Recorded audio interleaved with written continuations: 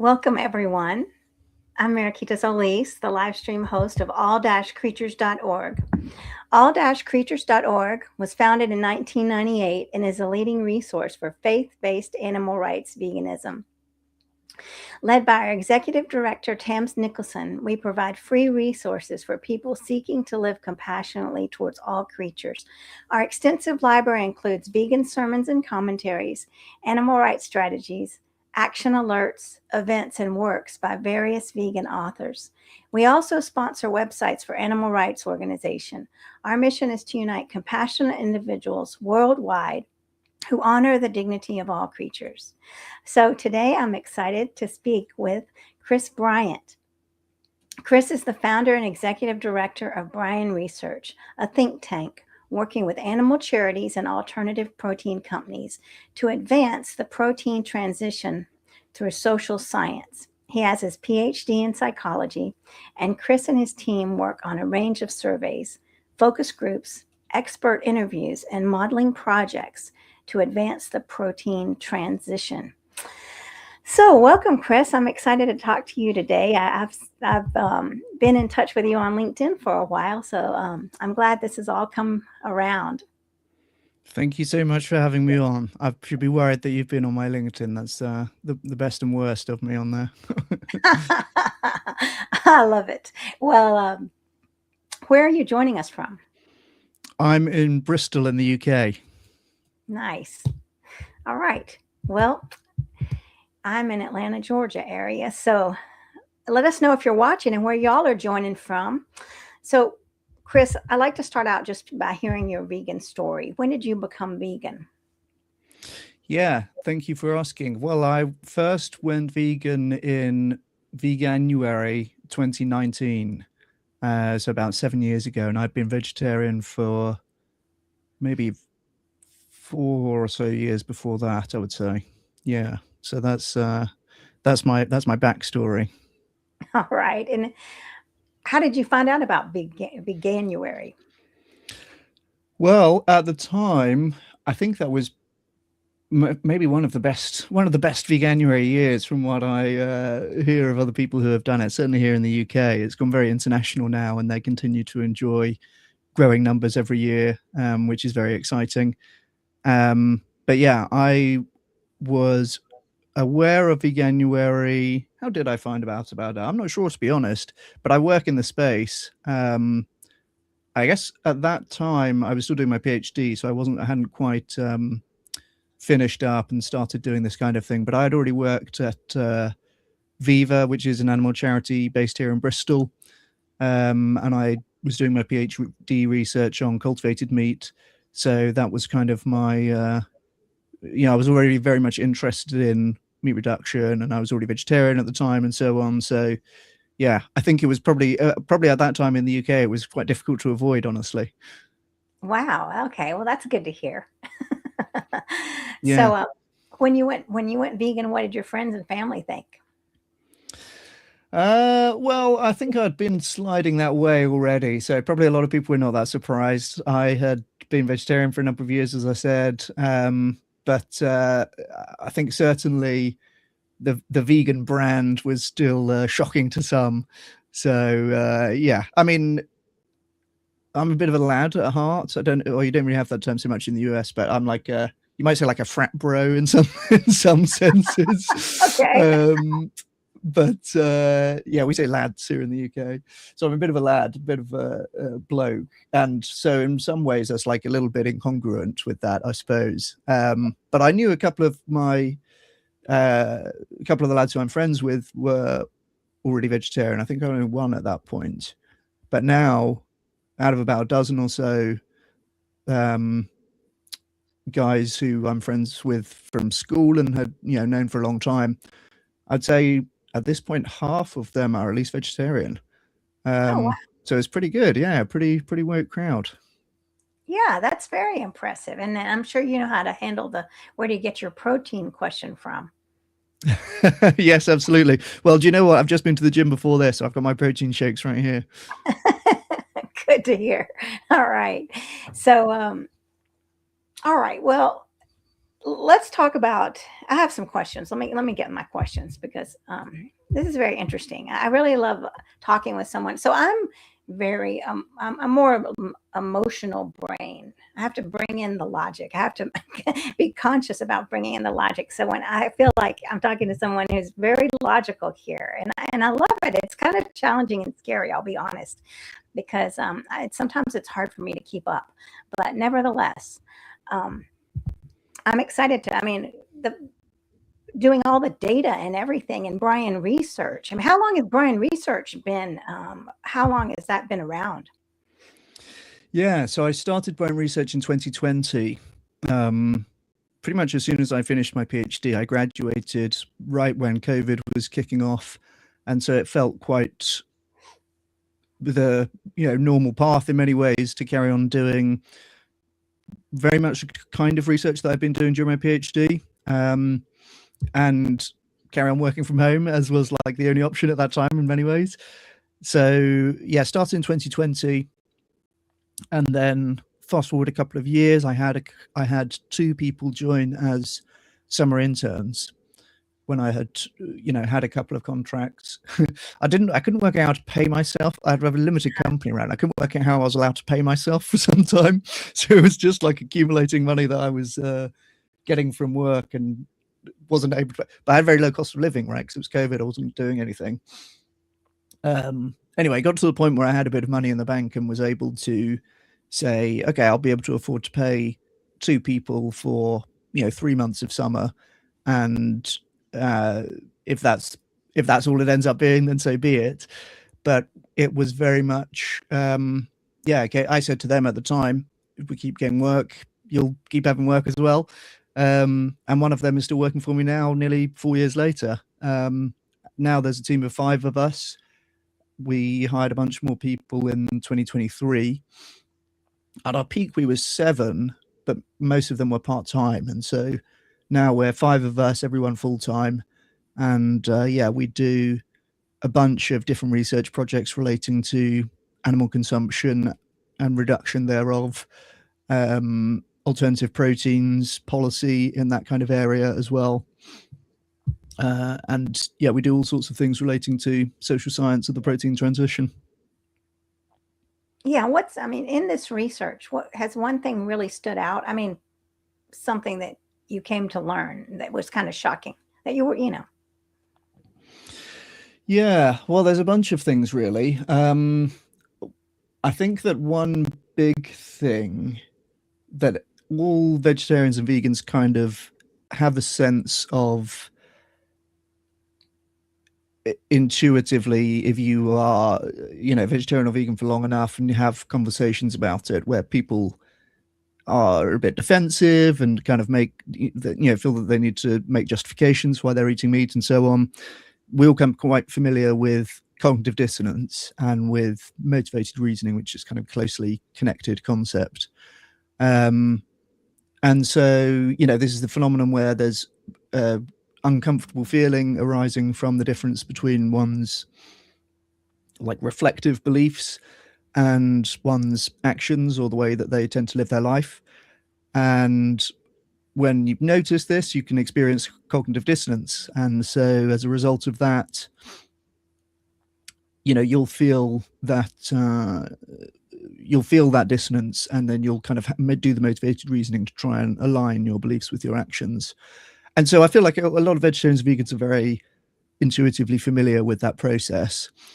But one thing that I think is quite interesting is that for many people, even getting to the stage of cognitive dissonance is itself progress, because most people are in the stage before this, which we might call the pre-contemplation stage in the stages of change model, where they're not even experiencing cognitive dissonance. They're just not thinking about it at all, right? They don't have cognitive dissonance because it's just never crossed their mind that maybe they'll be the type of person to go vegetarian, or maybe they ought to go vegetarian or vegan.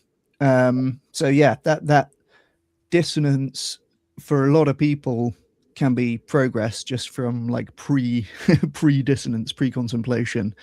So I think that's a nice thing for vegans to recognize, because it's very frustrating when you're interacting with somebody who's in the throes of cognitive dissonance, but that discomfort that they are sitting with, you know, before you brought it to their attention, they didn't even have that. So, yeah, that can be progress for a lot of people. Wonderful. Yeah.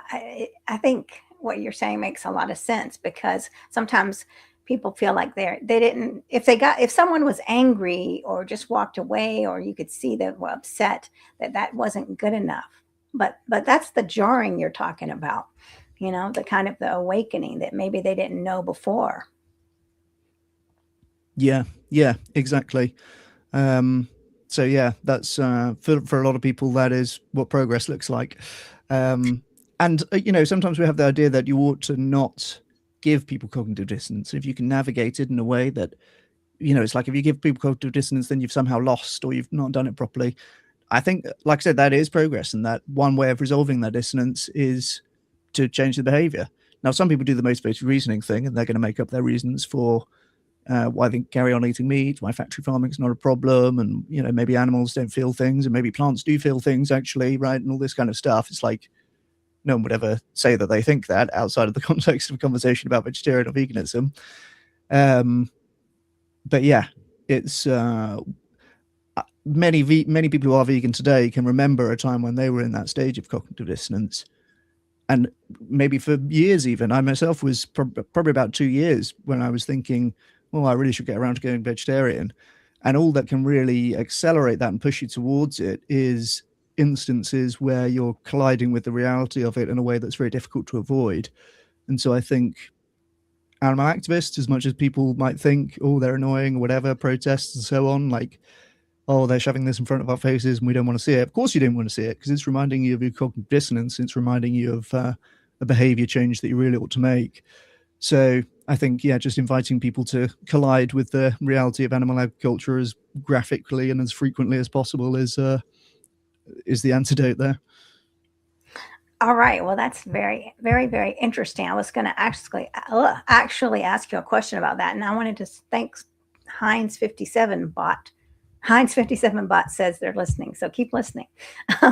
All right. So I was thinking about like a person who is very ethical, highly intelligent, and deeply moral, right? And someone who understands their responsibility to the world, right, and the actions.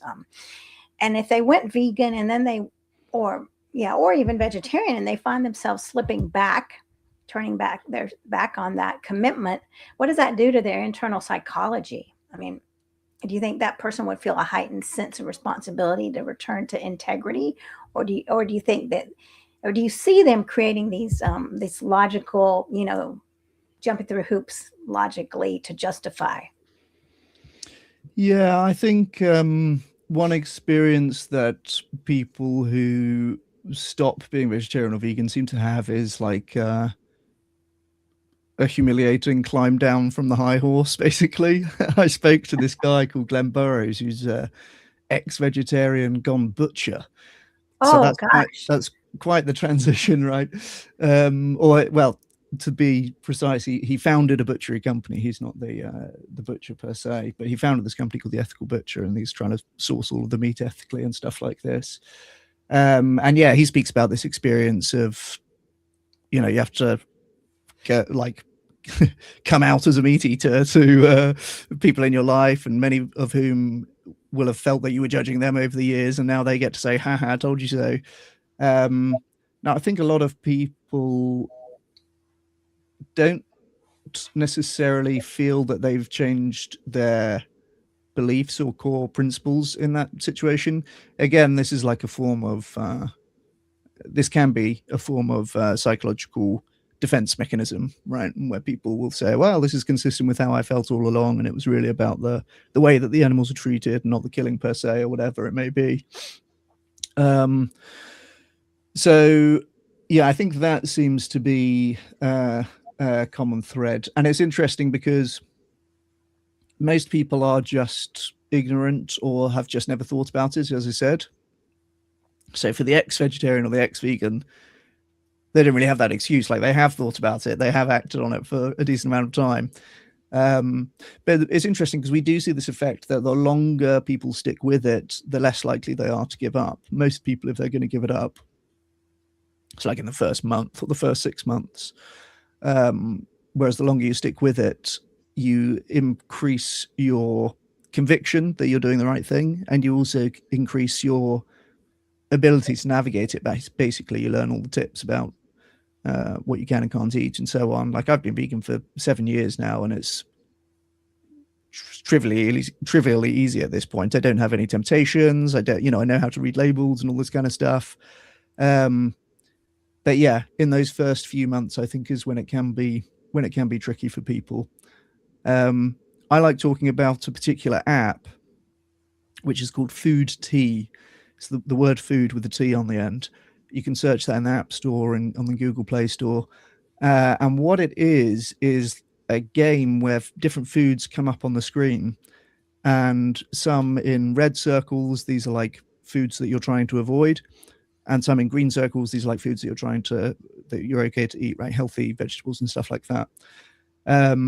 And when you have this app, what you're doing is pressing on the screen when you see foods come up in green circles, and then not pressing when you see the foods coming up in red circles. And you can set meat to come up in the red circles, right? And it's training your brain to not respond to those particular foods. And I think in the studies they do this for like 2 weeks of people playing it once a day for like 10 minutes a day, 20 minutes a day. And there's a significant reduction in cravings of the food coming up in red circles. They have versions of this where they do it with cigarettes and alcohol, like anything that you might be trying to give up. It's like training your brain to not respond to those cues of seeing the thing. So in those early stages where you're like, wow, I'm trying to give up meat here, but it's actually really challenging, that Food Tea app, and people can search for it, it's really something that I'd recommend for people who are trying to go vegetarian but struggling. Well, that's amazing. Yes, because I mean, we're so programmed, right, for that reward center. And so then if you're seeing something different than the reward, it would make sense that you're paving those new pathways in your brain. Yeah, they call it response inhibition training. It's literally just like inhibiting your automatic responses to go towards something, and it works with a bunch of different stimuli that you might be trying to give up, basically. So yeah, really good tool. I'm going to check it out. Food Tea, is that it? Food Tea, that's right. Yeah, I guess it's called the Food Trainer, Okay. but they just call it Food Tea. So that's what to search on the App Store, and it's like a green circle with the word Food Tea in it. You'll recognize it. Yeah. All right, I'll check it out. And so, what does the average Joe think about the food system? Because in your research, what do you find? Well, not a lot, basically. People are, people are consistently wrong on things like the number of farmed animals on factory farms. People way underestimate that in general. If you ask them about the animals that they're eating, they underestimate even more, right? Of course, I'm eating the happy animals. It's everyone else who's eating the factory farmed animals, so people think. They just don't realize that, in developed countries, pretty much, if you're eating meat, the odds are it's come from a factory farm. I think it's something like 99% of farmed animals in the US, and over 90% of farmed animals in the world are on factory farms. So people way underestimate that. And these days as well, we're in the throes of meat industry propaganda about ultra processed foods, which is a big hobby horse of mine. Like, that's probably a term that everyone's familiar with at this point, and it's really misleading, because the idea is that if foods are processed, that they're bad, and if foods are natural, then they're healthy, right?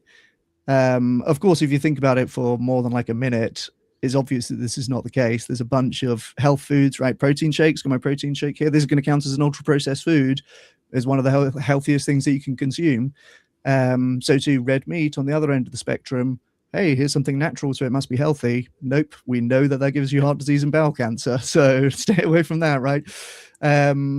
So yeah, there's largely this is a tool made up to villainize plant-based meat alternatives.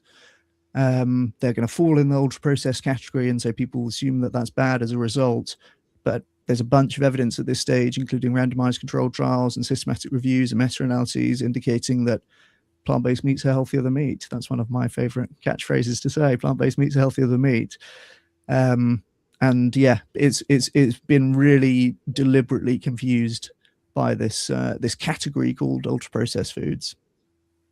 Right. So if you're watching, let us know that you're watching if you have any questions. So okay, let's just say I was saying no, that plant-based foods is not healthier than meat. What would you say to me?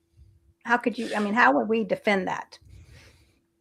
So there's a few things that you can talk about. One, so on the nutritional level, they're lower in saturated fat, lower in calorie density, and higher in fiber. So those are all things which are going to be associated with decreased risk of chronic disease. And that's kind of on the nutritional, like mechanistic level that people generally understand more so. Like, oh, we know that saturated fat's bad. We know that fiber's good. We know you don't want to have too many calories, right? Most people are overweight or obese. And so, or you're meant to say living with overweight or obesity. That's the way to say it now. But that's most people in any case, and certainly in developed countries. And so, yeah, that's like an easy-ish way to explain it. Fiber, saturated fat, calorie density. Those are the three main things that we talk about on the nutritional level. And then if people now, I've come to understand recently that most people are not actually interested in hearing about the randomized controlled trials and the meta-analyses. But basically, if you do experiments where you assign half the people to eat red meat and half of the people to eat plant-based meat, the people who eat plant-based meat will have lower BMI, have lower blood cholesterol, have lower markers for chronic disease, basically at the end of like quite a short period. I think these studies are like 8 weeks, and it's already enough to detect significant reductions in cholesterol, reductions in BMI. I think there's some blood pressure ones as well.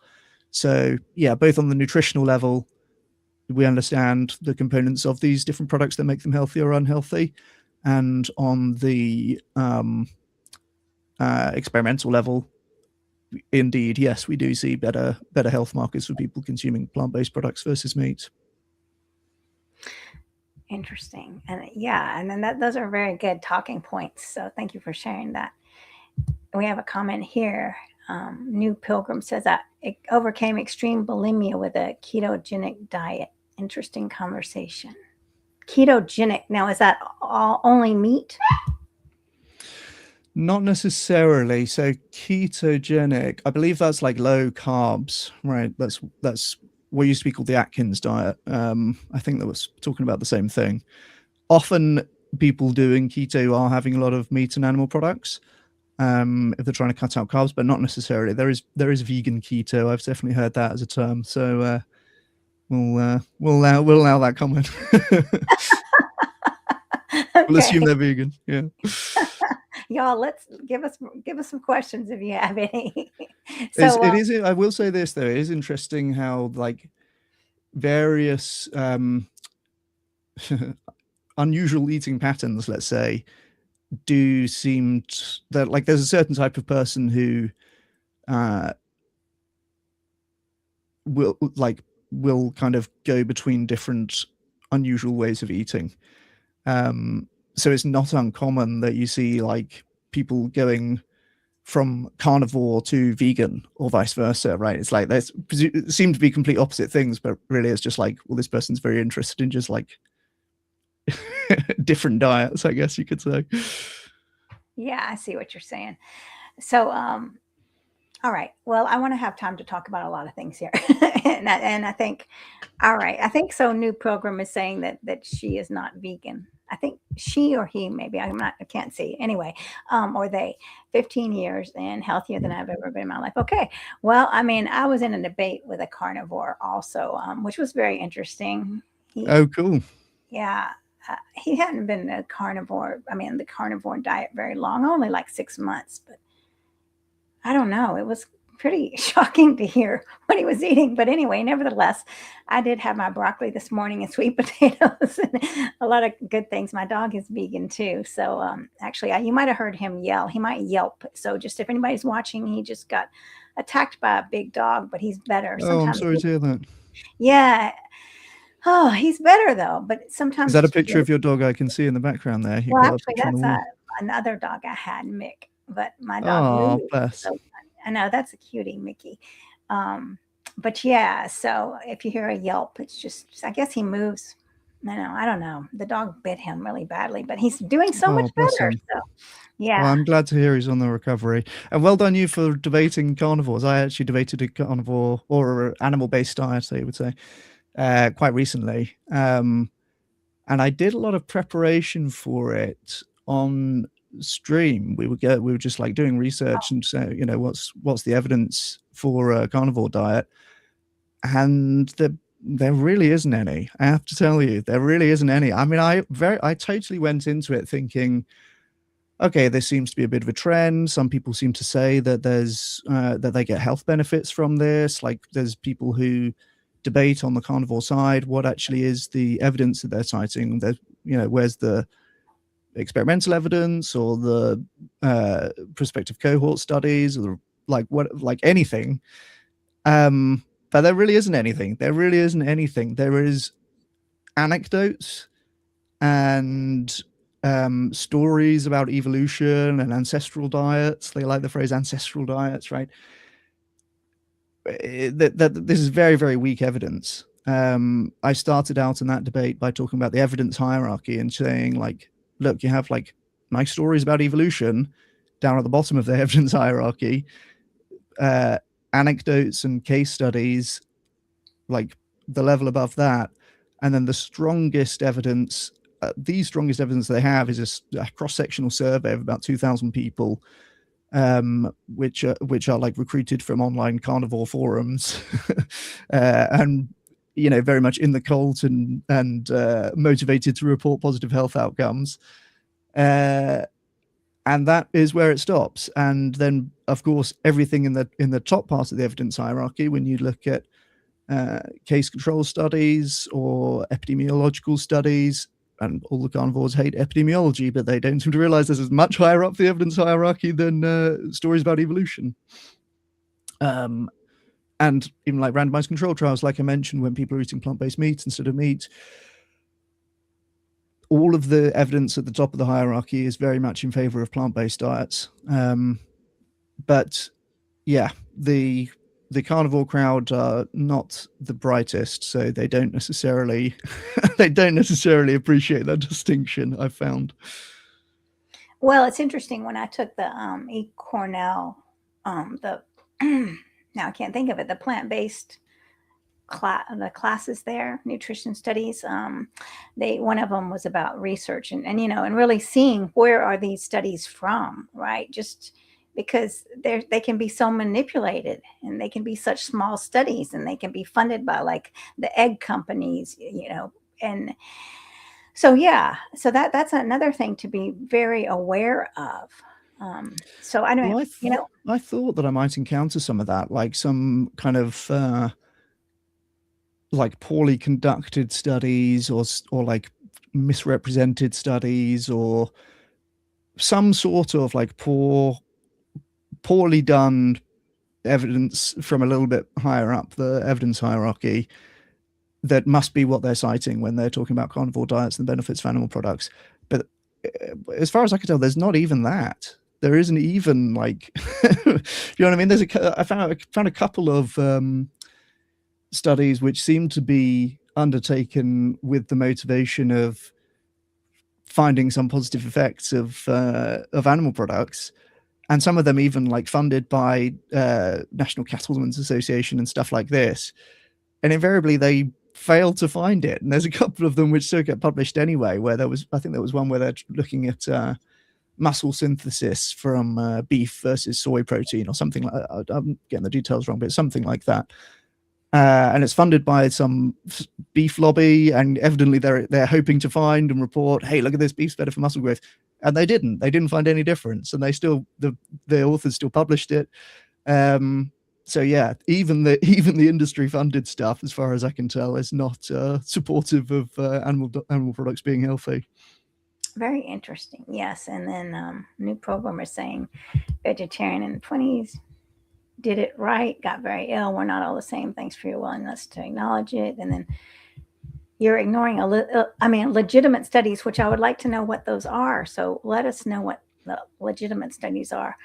Yeah, do let us know, Pilgrim. And that's interesting. Bulimic to vegetarian to keto. Maybe an interesting diet person. Not to I don't want to say too much about that. I don't want to say too much about that, as you were. Yes. Well, diet is it's very complicated, that's for sure. So I mean, so much emotional ties to food. So I'm gonna check out that food tea. So I want to talk about wait a minute, let me see. I think I did have one more question I was going to ask you. Oh yeah, okay. So how do we ensure that solving the protein problem with technology that we don't lose the moral awakening that veganism is supposed to bring to the human heart? I'm so sorry. Ask me that. I'm so sorry. I was distracted by something on my end. Please ask. Okay, that's okay. Let me try to get back to it. Okay. So hold on.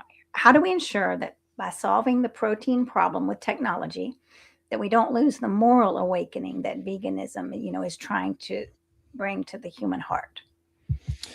That's a really interesting question. Yeah, some people have expressed this concern, like, oh, if you can just have cultivated meat and perfectly replicate meat without having to kill any animals, then maybe you lose something in terms of having people come to the moral awakening or kind of like change their thinking about these things. I mean, for me, it's nice if people have the moral awakening, but it's if we can stop the mass slaughter without having to rely on that, then I'm up for that as well. Like the moral awakening is really just a means to an end. I don't care in many ways on I don't care about the moral awakening for the individual's own sake. Like it's not important to me that uh, carnivores have a transformative moment where they see the light or whatever, only to the extent that they are going to stop slaughtering animals as a result of that. But if we can just skip to the stop slaughtering animals, then yeah, I'm up for that.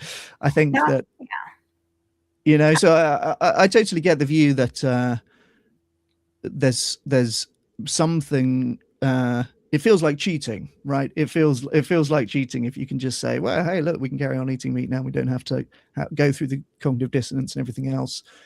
But I always just think like I don't know. I'm very outcomes driven and trying to think about uh, what is going to have fewer knives in throats, and if we can do that without having to persuade the wacky carnivores, then let's do that. right. Well, no, I mean, I think that goes back to the point of like people getting mad at, let's say somebody says, well, I'm not a vegan, but I eat, plants. I only eat plants, right? And then I don't care. I don't care as long as as long as you're eating the plants, that's fine. You don't have to call yourself a vegan. Just, because you're doing, you have the behavior of what will help the animals. So 100%. Yeah, yeah. And that's an interesting thing. People definitely in the early stages of having changed, people do this thing where they're a bit hesitant to call themselves vegetarian or a vegan, and they feel like it's they feel like they're faking it in some sense. They feel like, well, that's not really who I am. It takes a little while for that identity to solidify, you might say. Um, but yeah, no, I agree with you. The important thing is that they're not killing the animals anymore. So call yourself whatever you want, mate. very, very true. Oh my gosh, yes. And a lot of times the word vegan is so scary because people think I can never live up to that. I mean, and yeah, just you don't have to call yourself that. Just do the best you can. My gosh, right? Don't discount. I mean, every little bit, every time you don't eat an animal meal, then that's making a difference. Yeah, yeah, for sure. And I'm very supportive of people who are making positive changes in that direction. And yeah, I often say all we have is incrementalism, right? We don't actually have the big green vegan world now button. So in lieu of that, I think we have to, yeah, accept that for some people it will be an incremental process. I actually saw some survey results asking a lot of vegans, I think about 12,000 vegans, how they went vegan. And in that particular survey, 50% said that they'd gone vegan overnight, as they say, like just went vegan instantly as soon as they, I don't know, as soon as they thought about it, but as soon as they tried to do it, I guess. Which to me, that was shockingly high. I would have thought that many more people, I guess I'm just projecting my own experience to a large extent, but I would have thought many people spend 2 years thinking I ought to be a vegetarian and then another 4 years before going vegan. But yeah, it seems intuitive to me that there is like steps in that direction. But yeah, apparently 50% of current vegans said that they did it instantly. So fair play to them, I guess. They're made of sterner stuff than I am. Well, some people say that really wasn't that way. I mean, they might have seen it that way, but then they had all those steps, I mean, like the connections with animals throughout their whole life. And then they just had that one boom, and that's what pushed them. So I don't know. Yeah, that's true. That's a good point. We're not necessarily the best judges of our own arc in many ways, I guess. Yeah, very true. So I really like it when I'm talking to someone who is very self-aware and enlightened. That's always a blessing because a lot of us are walking. I mean, in the food world, I mean, speaking about food, many of us, I mean, most of us are walking around like zombies, no connection, no idea about the food and the connection to animals. I mean, and walking through the grocery store and see all the packaged animals, and people don't think that those packages containing animals. Yeah, Yeah. it's crazy. I mean, the way that we are so manipulated. Yeah, 100%. I've been sharing some stuff this week on LinkedIn about vegetarians consistent or meat avoiders, let's say, including vegans, consistently have higher IQ scores than meat eaters. And like a lot of people are mad about that, right? It's not very polite to point out, basically. But I was thoroughly unsurprised by that finding. There's like a few different studies; they're all pretty consistent on this idea that yeah, meat avoiders have higher cognitive function, as some of them put it, than the meat eaters. Which, of course, meat eaters are the majority of the population, right? They're kind of well, they're of average intelligence on average, right? But on average, yeah, vegetarians and vegans tend to be more intelligent, and I was thoroughly unsurprised by that. And then when I was thinking about it afterwards, like the people that I know who are vegetarian or vegan, there's a bit of a selection effect because I work in that field. So a lot of the vegetarians and vegans I know are professionals, I suppose. But I don't really know any like stupid people. I don't really know any stupid people who don't eat meat, frankly. Everyone that I can think of in my own life who's vegetarian or vegan, I think, yeah, they're a pretty smart person. So maybe maybe there's some degree of bias in my just liking them for that, I suppose.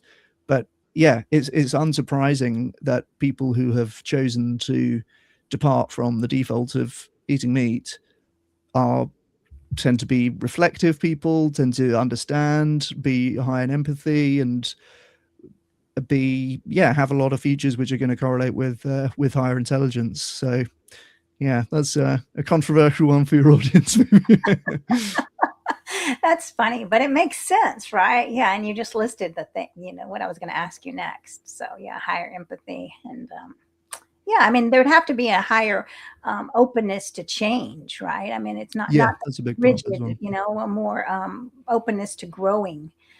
And so, yeah, because some people just don't want to even talk about anything. They just like, Yeah, I'll suggest a conversation and they'll just completely ignore me. I mean, I'm not talking about veganism, but in other areas of, of self-exploration. Nope. Just like crickets. So yeah, it's fantastic. 100%. Yeah, I've definitely met people like that as well.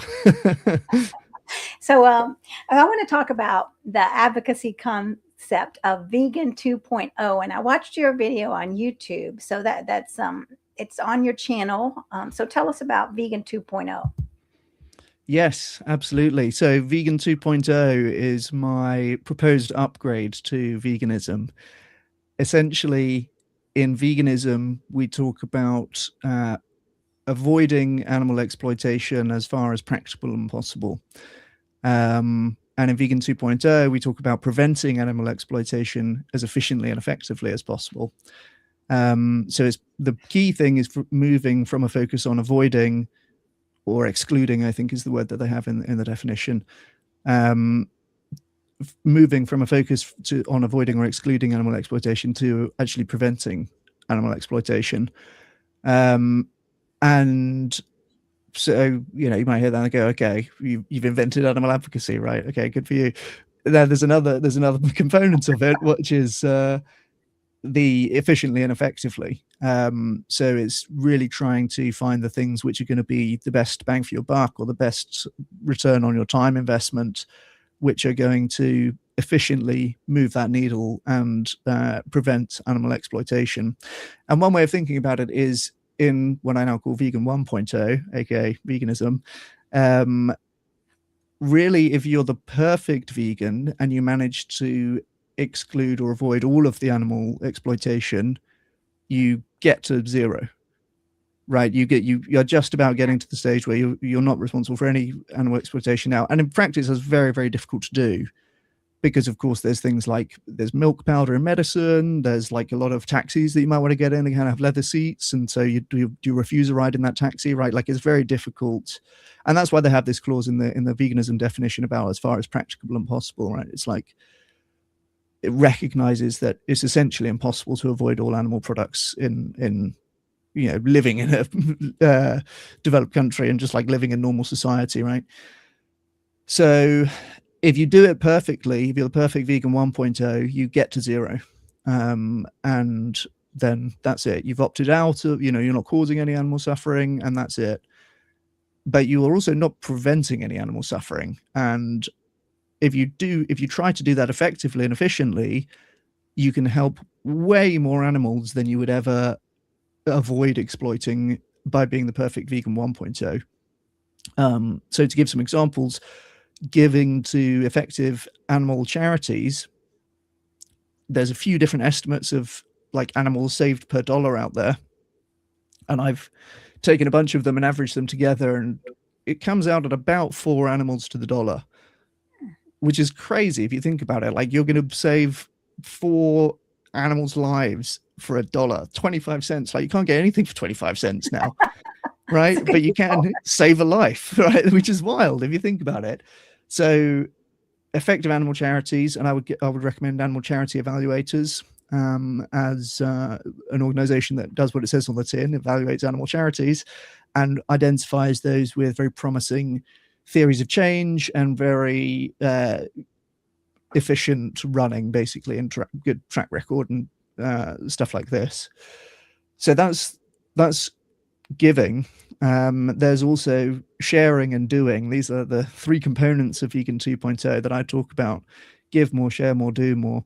So that's give more to effective animal charities, and it really matters that they're effective, because that's not a given in charities. Your operations are completely detached from your funding source. So you can keep on going and spinning your wheels and achieving really nothing for years, as long as you have a compelling marketing department and are able to keep the donations flowing. So that's why the effective part is important there. And Animal Charity Evaluators is the name of the organization that does that. So that's the giving more. Then the sharing more, I think, is really important for us all to speak up and speak about the reasons why you ought to be vegan and share things on social media. It's so easy now. People used to fight for control of the printing presses and like who's going to own the media. And now we all kind of do, right? Like, it's social media. You can post whatever you want. You can be, reaching the people in your life and beyond through just the device in your pocket. So there's really no excuse to not be broadcasting the reasons why people ought to be vegan as much as your followers can tolerate, right? In particular, sharing the things which we know are hard to look at, like the factory farming and the slaughterhouse footage. That is the stuff that will get people to take seriously the need to change.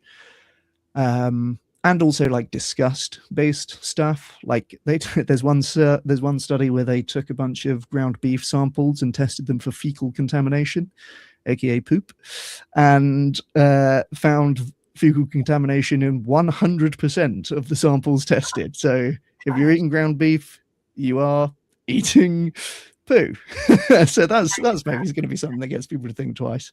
So sharing things on social media really, really important. And And don't why are they? underestimate. Where's that poop coming from? I know where it's coming from, but what would you, tell us? Yes. Well, yeah, the common foodborne diseases that you can get from eating poorly prepared meat products, salmonella and E. coli and listeria and things like this, these are intestinal diseases. So this is from the poop tracts of the animals that get ground up into ground beef. In many ways, it should be quite unsurprising that that's in there. Like they're chucking cows into a grinder, and so yeah, you're getting more than you bargained for in that sense. Oh my gosh, yeah, because like especially when animals are under, I mean, just shock, they release everything, Right. Yes. Yeah. Oh, and same with humans. When you die, you shit yourself. Apparently, this is what they tell Okay, me. yeah, So yeah, same for animals as well. So that's the sharing more, and then the final part is the doing more. And I think this is where there's like really good return on effort as well, and why I think Vegan 2.0 is a good brand and like a little bit different from animal activism as people normally conceive of it. Because when you think about animal activism, if you sort of close your eyes and think about the image that brings up, it's probably like the street activists, like arguing with people on the street or going to the march or going to the vigils and stuff like this. Like it's all pretty high effort stuff, frankly, and I, like I can't be bothered doing that. I can't be bothered doing that, frankly. I don't get me wrong. I have a lot of respect for the people who do that stuff, but it's all very high effort. And if you say to people you should do activism, like that's what people think of, the very high effort, high social confrontation kind of stuff. There's way easier stuff that you can do that arguably helps. Well, I won't say helps animals more because I'm getting the activists mad at me, but that helps a lot of animals just from your computer. So something that we always do on the stream is the Fast Action Network. If you go to action.thehumaneleague.org, they have a really nice feed. It looks like a social media feed, and it just has actions that you can do, and it's just emailing people and posting things on social media, basically. But they're targeted at particular companies who have like broken their pledges on sourcing cage-free eggs, typically. And the idea is, of course, like if you get enough people doing this, you're flooding the likes of Unilever, that's a big target at the moment, with negative comments on all their social media platforms, with emails to the high up decision makers. They make these bespoke websites that are like calling out the executives, which that'd be really hard hitting if that happened to you. It's like, that'd get your attention. So if you get enough people doing that in a coordinated way, focused on a handful of companies that have broken these pledges, they can really move the needle. And actually, just yesterday, there was an announcement that Ahold Delhaize, which is one of these companies that people might not have heard of, but they own a bunch of brands, and they have now, under pressure from activists on action.thehumaneleague.org and other similar platforms, caved and committed to sourcing 100% of their eggs from cage-free sources. So that's the doing more.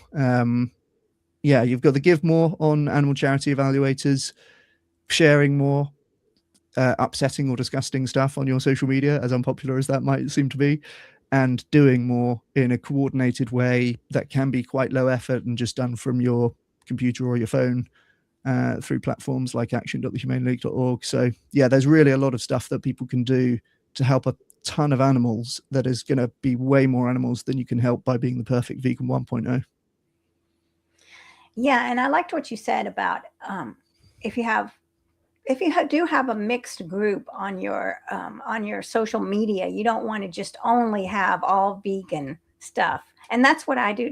I mean, I use my dog a lot because I throw in a lot of dog, which gets all sorts of, billion likes, and then I'll throw in something, something else, but I try to, and of course I love my dog, but in nature and stuff. So yeah, I try to balance it out, because if I do too much of something, then I'm going to lose my audience completely. 100%. Yeah. And that is actually advice that I need to take more. I give that advice, but I don't really take it. You're absolutely right. You want to diversify things and keep doing things. Dog pictures are a great idea. I got a ton of dog pictures on my phone. I should post them from time to time. Um, of yeah, things that are going to get people to like your posts and therefore keep your posts coming up in their algorithm. And then boom, you hit them with the disgusting and upsetting stuff. Well, you've given me a lot of ideas on that. I mean, I wouldn't even have to necessarily post a picture. I could just post about the E. coli in the burger, right? I mean, just one big, sentence or something like that. So yeah, but all right. And y'all, if you're watching, please go to www.all-creatures.org to make a one-time or recurring donation to fund programs like these. So what else? Tell us about then, I mean, what would you say would be the biggest shift from vegan 1.0 to vegan 2.0 that we can take today? So a really, really easy thing that you can do is setting up recurring donations. And I recommend that people give directly to animal charity evaluators and then they distribute to their recommended charities. The reason I recommend that is because they update their recommendations, I think, every 2 years. And so if you start giving to one of the recommended charities today, they may not be a recommended charity in 2 years' time, and then you may forget or just think you can't find it in your heart to cancel that donation and start a new donation. So if you give to these meta funds like animal charity evaluators, you kind of are assured that there's you're up to date basically on what the effective charities are. So that's a really nice and easy thing that people can do. And I love the recurring donations because it's the only one that you can kind of set up and then never think about it again. If you are like the sharing more and the doing more, you have to kind of remember to do it basically, and you have to stay motivated. And you probably have periods where you just are not posting on social media that much about anything, or like you couldn't be bothered doing fast action network for a little while or something like that. But with the recurring donations, it's like you can be, yeah, you don't have to think about it. You don't have to constantly discover your enthusiasm for doing this stuff. So yeah, setting up recurring donations to animal charity evaluators, and also, I mean, the sharing and the doing is also important. But as far as I can tell, based on the numbers, if you're giving a decent amount in a monthly donation, that's probably where the majority of your animals saved are going to come from the recurring donations. So yeah, doing that is, I would say, the most important thing that you can. And you're getting to a stage where you're helping more animals than you're helping by being vegan, with like very modest monthly donations, really. So you can double or triple or quadruple or 10x your impact. It's trivial to do so with pardon me, with recurring donations to effective animal charities. Right, good to know. And where will Bryant Research be in the next 10 years? What are you looking at for the future? Good question. Yeah, well, honestly, we've always just kind of been like having no further than like 1 or 2 months foresight, frankly. So yeah, pretty much since I started it, we've never been more than 6 months away from running out of money. And that sounds scarier than it is, because 6 months is a long time to find new projects to work on and get paid for.